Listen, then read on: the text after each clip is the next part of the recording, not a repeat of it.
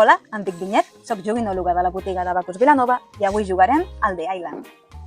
The Island és un gran joc per passar una estona divertida amb els amics. És un joc competitiu on dirigiràs a un grup d'exploradors que hauran d'aconseguir escapar d'una illa que cada cop s'enfonsa més, abans que exploti el volcà. Un cop muntada l'illa, els jugadors hauran d'escollir un dels 4 colors dels meeples que hi ha disponibles.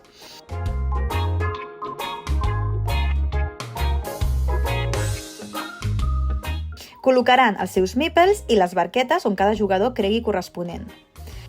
Es col·loquen les serps marines i la partida ja pot començar. L'objectiu del joc és arribar a les platges de les cantonades amb el màxim d'exploradors i intentant que arribin els que més punts tenen, que només ho sabràs tu. Així que hauràs de tenir memòria. Per torns, primer tens 3 moviments. Pots moure un meeple 3 vegades, o 2, 1, i un altre, o un, com tu vulguis. Un exemple de 3 moviments. O 1, 2, i puc fer 3. Les barques les mou el jugador amb més exploradors a la barqueta. Si tu tens així i al seu torn aquest ha pujat, aquesta barqueta només la pot moure el jugador que tingui el vermell. El groc no el pot moure. Després aixeques una lloseta i si hi ha algun explorador, aquest caurà a l'aigua, però no desapareix. Has d'aixecar primer les de sorra que estiguin a prop de l'aigua. O sigui, aquesta no la podries aixecar. Has d'aixecar aquesta. Després aixeques, quan ja no queden llosetes de sorra, aixeques les de bosc i un cop s'han acabat les de bosc, aixeques les de muntanya. Si la lloseta és vermella, la podrà guardar per més endavant.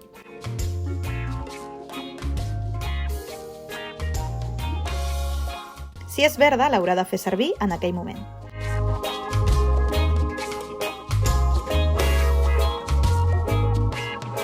Com l'utilitzes? En aquest cas ha sortit un tauró. Doncs has d'agafar un tauró i el col·loques on tu vulguis. Ping!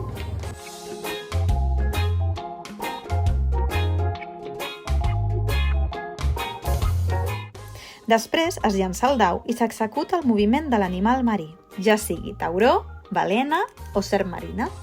Si és una balena, es pot moure fins a 3 i no afecta els nedadors, però sí a les barquetes. La balena faig 3 moviments, 1, 2, i jo el que fa és em carrego la barca i passen a l'aigua.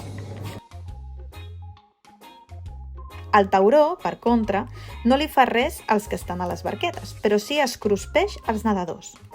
Aleshores, si jo moc el tauró, que puc moure fins a 2, el moc aquí, em carrego els 3. I surten de la partida. I per últim, la serp marina només es pot moure d'un en un i es carrega tant els nedadors com les barques.